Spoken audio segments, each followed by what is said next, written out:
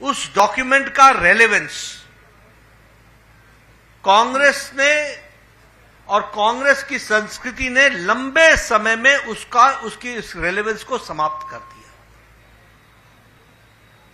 उनके लिए यह डॉक्यूमेंट महज एक औपचारिकता है। उनके लिए यह डॉक्यूमेंट महज एक रिवायत को पूरा करना है और उनके लिए यह डॉक्यूमेंट लोगों के साथ छलावा करना है। अब मैं अगर इसकी चर्चा करूं तो मैं सबसे पहले तो यह बताना चाहूंगा कि आप हरियाणा की एक को ही याद कर लीजिए। 10 साल पहले हरियाणा की छवि क्या थी? 10 साल पहले हरियाणा की छवि पर्ची और खर्ची पर नौकरी लगने वाली स्थिति थी। मैं ठीक बोल रहा हूं कि गलत बोल रहा हूं? पर्ची पर नौकरी लगती थी कि नहीं? नौकरियों के चलते लोगों को सजाएं हुई कि नहीं हुई? जो सत्ता में बैठे थे वो तकलीफ में आए कि नहीं आए?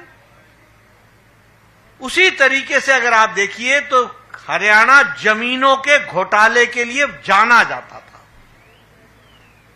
तो अगर हम उन पार्टियों की चर्चा करें तो उनका मैनिफेस्टो, रियल मैनिफेस्टो तो ये था, जमीन का घोटाला, औने पौने दाम में जमीन को लेना और उससे मुनाफा कमाना, किसानों की जमीन को हड़पना और उसके लैंड यूज को बदलना।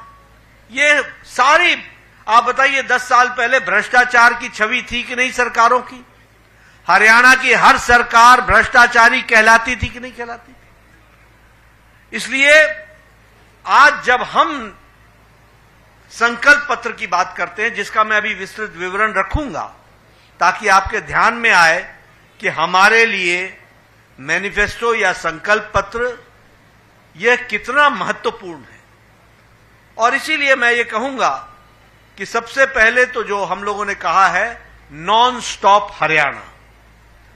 अब हम तो जो बैठे हैं मंच पर भी और नीचे भी हमारे साथी, हम तो हरियाणा की सेवा नॉन स्टॉप कर रहे हैं, लेकिन इसको नॉन स्टॉप रखने में बहुत बड़ी जिम्मेवारी आपको निभानी है और आपको संकल्प को पूरा करना है।